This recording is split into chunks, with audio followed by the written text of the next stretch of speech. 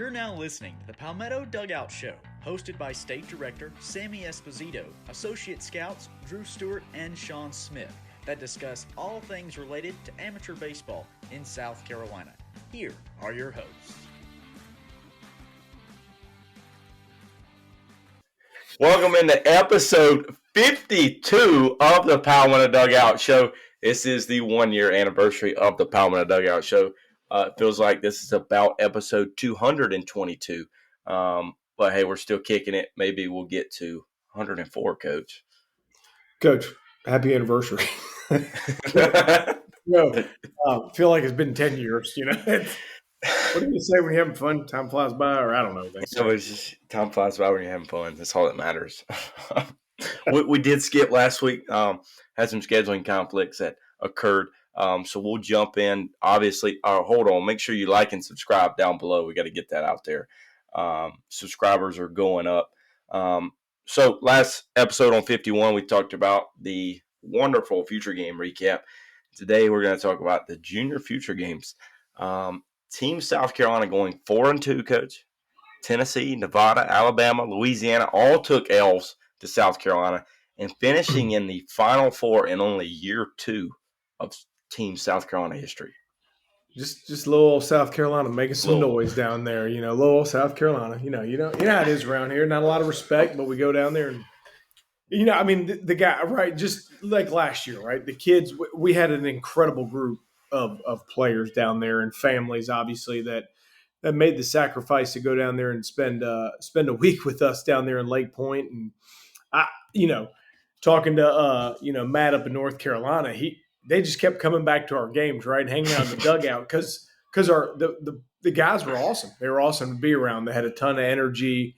A lot of it was almost like they were a team that has played together for quite a while. And I know, we had a few guys that are on the same team, but some of those kids didn't know each other until they got down there. So it was a fun week for us to be around those guys and watch them play. And obviously, the talent, spoke for itself, finishing the top 4 down there out of 40 teams with the amount of talent that floats around down there. So those guys put on a show. And definitely, I've told this to numerous people and also college coaches. I said, if the rules hadn't have changed, I said after that a week, I would have bet we'd have had probably 5 or 6 kids with offers. Yeah. After that, with what they did down there. Now, whether they commit or not, that's a whole different story. But I would, if at least 5 or 6 kids off that roster we brought down there would have had some offers. But rules have changed, so they just got to a little carefree and have a little fun. But they did open some eyeballs down there for sure. Yeah, I think our talent is getting better each year we do this. So we'll see if Team 3 is better than Team 2. Going to be hard to beat. Can they finish in the top 2? That's the question. Easy now. If we didn't have a couple guys that had to disappear for a little family vacation, watch out now. Ooh. You never know, but it's all right. We went down there. We weren't trying to blow any arms out or get anybody hurt, and we got everybody their reps, and it's a very talented roster. This will be a good one to look back, right, when we get 5-6 years down the road and look back at this roster and see where they're all at, because as long as these kids keep doing the same thing, they got a chance to be a special group. It was a good group of kids with a lot of talent. And we obviously wish we could talk about all 17, right? Yeah, 17 guys that were on Team South Carolina. But we'll just talk about 8 guys that kind of stood out to us, 4 each. And I'll kind of start us off with Cooper DeVries. You're going to see his name basically everywhere on junior future game leaderboards being posted by Prep Baseball as well as us through the socials. But up to 87 on the mound, Coach, highest we've seen him at anything. Came in, I believe it was Louisiana, correct? Correct. It was a big game. I think it was a 1-run game. Came in with some runners on and completely just blew the fastball. Didn't throw anything but the fastball. And he said, good luck, hit it. At the plate, obviously has juice in the bat, delivered some big extra base hits throughout that week. A little awkward stance and arm action on the mound, but effective throughout the whole entire week. Yeah, that fastball that boy was throwing in there was quite impressive. It was just a bowling ball come flying in there. So it was impressive to see. young man I'm going to talk about here is Trip Ostergaard. Trip was a young man who, luckily enough, we were able to see beforehand. He came down to our Carolina trials down at the College of Charleston. And right, like it was one of those things you watch him take the first ground ball, you go, all right, we need to invite this kid. Um, and then he came down in the week and was as impressive with the bat and the glove the entire week. I felt like every time he came up, he got a base hit right up the middle of the field, hit a hard line drive ground ball, extremely flat top hand dominant swing where that barrel really gets down through the baseball. Feels like it's in the zone for like 30 feet or something. I mean, it's incredible how much that barrel stays through the zone. And also defensively, right? Can bounce around anywhere in the infield. Obviously, it looks like he's going to stick at shortstop for a while, but we move those guys around quite a bit, and he can kind of bounce around anywhere. Always finds a way to get the right hop, moves his feet, and shows obviously really good arm strength across the diamond. Looks like he's going to be able to stay over there at shortstop, but Tripp, he kind of is just he's into the game the whole time. Ball player with skills and with ability. So also got a little in-game interview with him. Maybe Unluckily, we'll I see should it. say, maybe not. We didn't really have much action for him that inning to get a lot of talking going on, but a good kid that has a baseball head and kind of is always thinking the game. So he was definitely a fun one for us to watch compete all week. Yeah, no doubt. Delivered big time for Team South Carolina throughout all those games. I'm gonna jump up one here and go Cool. with a kid that just hit the entire weekend. Coach, I want to say he had to hit above 600 for the week. And that's Graham Coleman. It seems like every game we were at, he had 2 hits every game. And they weren't like very soft hits. They were missiles up the middle of the field into gaps. Quiet kid that basically just handled his business. Solid defensively, like you said with Tripp, that can play a multitude of positions. And he's going to be a big one for Hucks down there in Lexington because we know hitters hit. Hitters. Hey, it's fun. Obviously with the lineup, how we move that thing around all week, right? He got the unfortunate or the unlucky end of game one of actually not getting that bat. I think that Yep, was the only game he didn't get hit is because he didn't come up to bat because they didn't come up with that. we run rule Tennessee. So the only game he didn't get a hit was the only one because he didn't come up to bat. But I'm gonna kind of go back over to a two-way guy.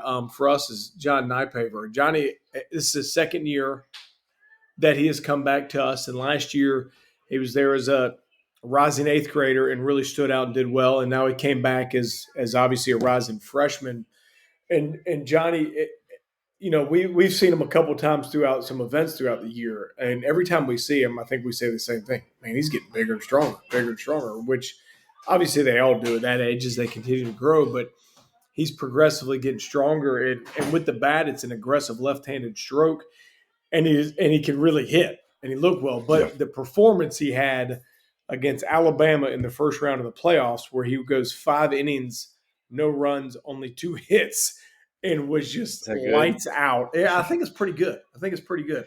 You know, they had no chance. He was up to 82, maybe touched an 83, but he threw a plus breaking ball out of the same slot as that fastball, mixing a changeup. Left-handed hitter, left-handed arm, can bounce around, play the outfield, but mainly a first baseman. Tons of upside, and obviously a young man like we were just talking about that is trending in the right direction. And obviously still has some years to go, but he's obviously trending the right way, and he was definitely fun. And under the lights down there in Alabama after the rain, big shock rain delay right there, and he came out and delivered a lights out performance. So it was fun to watch him just stuff them. A big playoff game for sure. But he arguably could have been one of the better stuff pitchers we had seen at the Junior Future games, which isn't a shock based off the progression we've seen from him. I'm going to go to the offensive side here and talk about Rome Dorenzo, a kid that we hadn't seen, right, Coach? Remember him walking up to the ball field, and he looks great in a uniform. Big physical kid, really strong. He showed well in big moments, especially going back to that Alabama game where I think he had 2 big hits with 2 outs to score some runs against Alabama in that first playoff game. Played a solid first base. He's got some athleticism in there too. As he matures, he's going to be a big bat for Nope, I'm sorry, St. James. There we go. Whew, easy now. Don't Rolling put him on all the these other high team. schools rolling off my tongue. Hey, impressive one for me with him. You talked about a hitter's hit, right? He was not afraid to hit with two strikes, spread out, No, widen his base out a little bit, and would just kind of battle, which is to me is impressive with young hitters because that's hard for older hitters to develop a good two strike yeah, approach. And now you have a 14-year-old kid who can 15-year-old kid who can do that. So that's impressive. I'm gonna stick on the offensive side too and go with a catcher, Cody Branham for us. Cody's a young man that, hey, this is where these little stories right get neat. He came to our first Rising Stars event last fall up there at Lexington High School.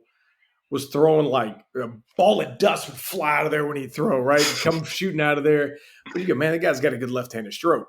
Come back to another event. We invite him, obviously, to come to a couple more events. We invite him. Great job behind the plate. Receives well, blocks well, throws well. Heck, we got another catcher that we're not going to talk about, Jax Meyer. We had two great catchers back there too, but Cody, left-handed swing, can really swing the bat. And against, was it Louisiana, right? We're down. it was Louisiana. Yeah, We're down. Yeah, we're we down were down two. like We're down 3-0. Bang! 3-run homer ties the game. Hits at or it was 2-0, 349 I feet. think, or it was Two yeah, to it was nothing. 3-0, Yeah. or something like that. Boom. Yeah, It hits a big home run to either tie us, give us lead. 349 feet. Like I don't care. I don't care if you're a ninth grader or you're a junior in college, right? yeah. Hitting a ball 349 feet is an impressive thing. The most impressive part following that, right? Like I know we all did it when you first hit your first home run, or you didn't hit many of them. You tried to hit them all. His next at bat, left on left, gets a ball up and out, sticks his nose on it, line drive the other way to left field for a single. Cody delivered with the bat all weekend, all week long for us, and just showed the high ability to be able to hit for some power, but also use the whole field and spray the ball around. So good athleticism behind the plate, and young man who just continues to get better. And we look forward to watching him play as he gets older. Well, he handled the pitching staff well that he didn't really know. None of those he didn't know what those guys had and handled it pretty well, considering all that. Staying on, we're going to go to one of our two 2028s here in Bo Height. We've talked about him a good bit. He's came to some events, Rising Stars. Plays the game very hard, smooth and clean actions in the field. He was all around in the infield. But he was up to 81, 82 on the bump. Just like that, competes really well on that bump. Now, as he matures, fills out, the swing get a little better, more pop. Still a young kid, but knows how to play the game the right way and knows how to play it well. And again, I kind of talking about the age. I don't care what high school you go to. He was starting on his high school varsity team Shortstop. as an eighth grader. Seventh Right? grader. I mean, seventh grader. So seventh grade. I don't care where you go to school. Like that's hard to do. So Yeah. that's an impressive thing over there for young Bo Height. So I'm gonna stick and finish up on the mound here. And this was our game one starter, Connor Wells, 2027, 6'5", left-hander, 180 pound. I mean, you mean when you talk about projection and here he is. I mean, we got a chance to watch him this spring. He was up to 87, good breaking ball, and we were kind of joking with Coach Jolly, going, "Why'd you just move this guy up?" And I feel bad for the JV hitters. And Connor came down and did not disappoint. The only thing that ultimately affected Connor a little bit was the 1,000,000 degrees temperature on the field that got to him, but. He winds up going 3 innings, had 7 Ks, was 83 to 86 with a plus breaking ball, was able to move the fastball around, plus breaking ball. Like I said, he was as good as they come. And you look at that guy, and again, it doesn't take much to figure that one out and to go, is that good? When you're looking at a 6'5" left-hander with some athleticism, with that arm action, along with a fastball and a plus breaking ball. And it's not one of those where you go, oh, he's young, he's just bigger than everybody throw. He's still, like a string bean in there. When he starts to grow, physically mature. And the other thing that I like is a lot of the intricacies of the game, he's still learning. So you look at these things and you go, there's a lot of projection left in this, right? And it's not like he's going to have to make a 10 to 15 mile an hour jump. He's just going to make his natural progressions and is going to be a fireball left-hander. So Connor was a stud for us, and he came down there, and we only had the luxury of having him for one day down there. and he came out in his 3 innings and he dominated. And those poor boys had no chance from Tennessee from lighting him up. Like I said, the only thing that kind of got him a little bit was the heat. We had to pull him out after three innings. But Connor has the bright future, so he was lights out for us. He's one of those guys you talked about at the beginning. If recruiting rules were a little different here, we might not have even got him in the first place. But he did have offers before the rule change. 100%. Yeah, he did have offers before that rule change, so he wasn't a hidden gem by no means. But I can only imagine August 1st of his going into his junior year, how many phone calls that thing's going to be going nuts. He's still got a couple years. August the 2nd. But all in all, great talent all over the field for Team South Carolina with 17 guys that all performed at a high level. We could obviously talk about every one of them. But really fun time down at Lake Point with those guys, and look forward to watching their progress and seeing them at events as well as high school games here coming up. Yeah, and big shout out to those parents, because a couple of these guys, it was kind of a couple weeks ago, a week to go when they got the invite. So big shout out to those parents for making this event happen and coming down and representing the great state of South Carolina. And we say it, obviously we're biased, we work, but a lot of the parents told us when we're down there, like, it's an opportunity to come down and represent your state, which you don't really get that too often, because a lot of these, and even for us, a lot of our showcases, it's individually based, right? How are you doing as that player? And, it's kind of in general showcases across the border that way, but they have an opportunity to come down here and represent their state and, let everybody know how good little South Carolina really is.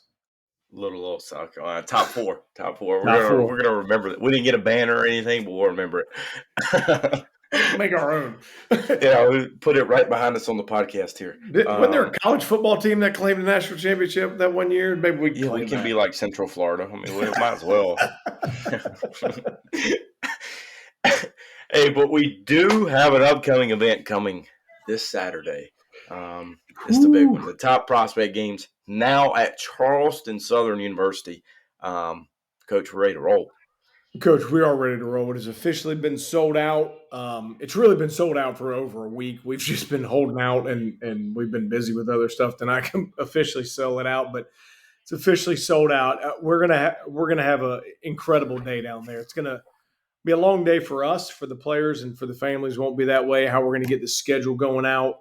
They're going to have the teams coming in at different times, so they'll be able to come in and won't have to be there all day. And hopefully, fingers crossed, the weather holds. I know Charleston Southern moved a few things around with our scheduling conflict when we had to move, and they've opened the doors for us and with welcoming arms. So we're fired up to come down there. We got close to 80 players coming down there, so it's going to be an incredible event. We got 6 different teams. We got 3 games going on along with workouts.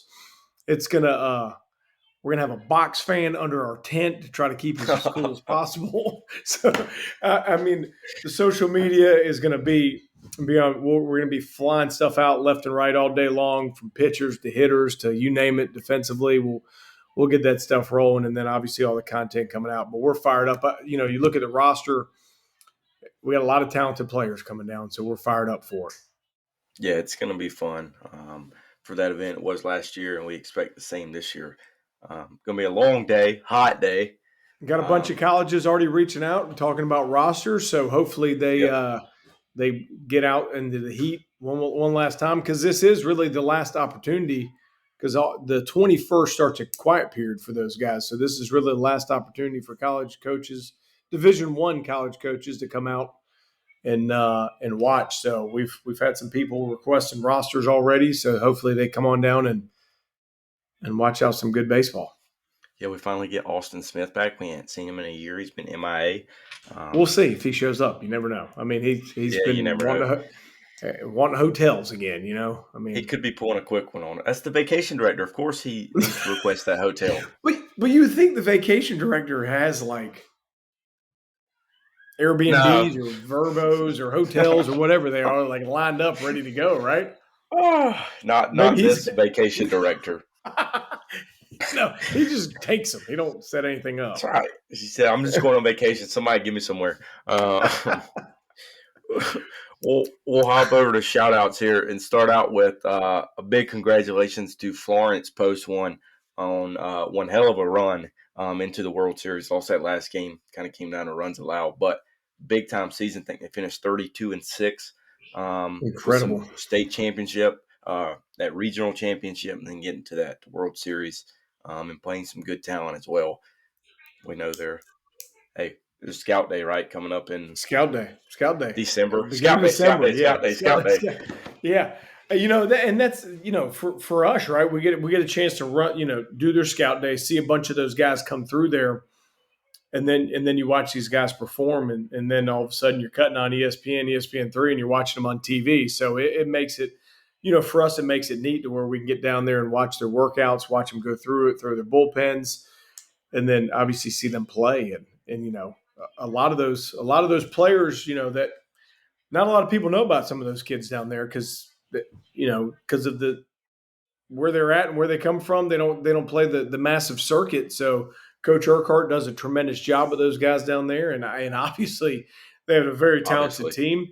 You look at that roster, and I get it; it's a little bit different age group as you look at some of these things, but that roster is going to sit there and match up with a lot of the best travel ball teams out there. I mean, you got commits from Power Fives, you got big time JUCO commits that were possible draft guys this year. I mean, you got defending champion Division II defending champion North Greenville players on that. I mean, they're loaded. So they're ready to roll. It was a fun one to keep up with. I think I watched them their last game on ESPN3. Okay. Now, how about this? We got commitment galore upcoming here on the shout-outs. We're just going to run through them. We're just going to say congratulations to Brennan Helms on his commitment to Francis Marion University. Rocco Wojcik committing to Coker. We're about to go on a Coker run right here. Luke Pay. I hate to say it, Coach. You know I'm bad with names. Paleot? Coach. That's it. Payot on his commitment to Coker. Coach had no clue either. We apologize. Hey, trust me, it's okay. Esposito's been butchered my entire life, so it's all right. I've heard it all, so I have a little bit of chance I can butcher a name too. We also have Kyle Stock on his commitment to Coker, Landon Gomes to Francis Marion. We got Rivers Johnson to Marshall, Braden Williams to Mars Hill, David Ketterman to College of Charleston, and Cole Greer to the South Carolina Gamecocks, which I've already caught slack on here since his middle name is like Stewart and he went to South Carolina. But hey, if you go look at Stewie's tweets the other day, I did say go Cox. That'll be the first time I said it. How painful was that for you to type that out? Don't want to take anything away from any of those guys. Big congratulations to all those guys. But we also know if you look over your right shoulder right now, we see that national championship banner. So we realize where your heart is. But that has no effect of any of these players. We do it for the kids. We do it for the kids. Right. That's my point. Like we don't let that get in the way, but more so you typing it out. Like that had to how many times? I think I was half asleep when I did it, but I even gave up. I even put this symbol right beside it, so I went the extra mile.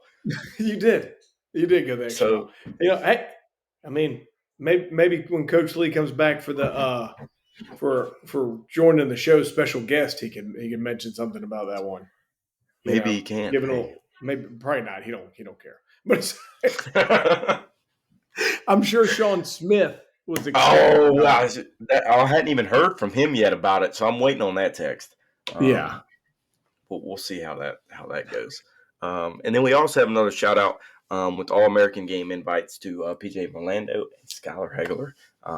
That's going to be a big event in September in Milwaukee. Beautiful Milwaukee, home of the Brewers. So hey, that's pretty much going to wrap us up for 52. On 53, we'll recap the top prospect games. I'm sure that's going to be a great one. And then we're back. The first football pick'em is back on next podcast for week 0. Might pick some high school games since it's week 0. Just kidding. But we will have a guest picker forthcoming. We're not going to tell you yet. But if No you're ball interested coach? in – huh? No What? ball coach? You bringing No. Spurrier? But, hey, if you're interested in being a guest picker, let us know. Dabo's coming. Dabo? We got him. He's there. Dabo's there. He's not playing that week, so he can pick week 0. We got it. We can discuss all the realignment going on with him and see what he We thinks. can just have Beamer Ball and Dabo in the same call, and they can make Our show might finally make the move. We might make the move. We might be on ESPN3. You never know. Take over Dan Patrick, or I don't even know who has talk shows anymore. SEC Network. Barstool want us? Yeah, Barstool. Sponsor. He just bought it back. Yeah, I mean, we got to get something going here. The best pick'em show in the country. No other prep baseball state has one. So that just tells you all you need to know right there. Maybe because it's prep baseball. They don't like to have fun, is that word? Oh, hey, we might get Matt on for week 0 just to do it. Yeah, he's always ready. Yeah, he would do it every week. Season, he's ready. Yeah. We might just tell him to put his picks in and be a guest picker every week just to keep up with his record. Well, yeah, we're gonna have to see if Austin's gonna partake in the pick'ems. Oh, Austin, he's gonna go 0 for 10 every week. You know, he might be worse than Sean. Well, Sean let his heart lead him too much. You know, well, does Austin pull for a team? Dogs. Oh yeah, that's right. He is a Georgia fan. Yeah. How did I forget that? I mean, he is. I mean, with that schedule, he's gonna win every one of those games. It seems like so. I think they're playing in the SoCon this year, aren't they? It don't matter what league they're in. That talent, they're going to beat up everybody. So, hey, that's going to wrap us up from episode 52 of the Palmetto Dugout Show from all of us here at PBR, South Carolina. Have a great week.